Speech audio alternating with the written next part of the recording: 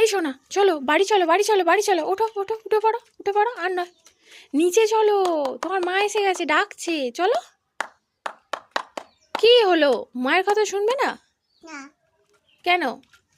আমি নিজের কাছেই ব্যস্ত আছি।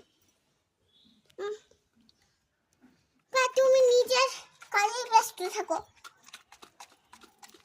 এসব করে কি হবে, এসব কাজ করে? ফুল গাছে জল দিচ্ছি, তোমার জল দিয়ে এই চাই, তুমি জল দাও, নাহলে জল দিতে হবে না।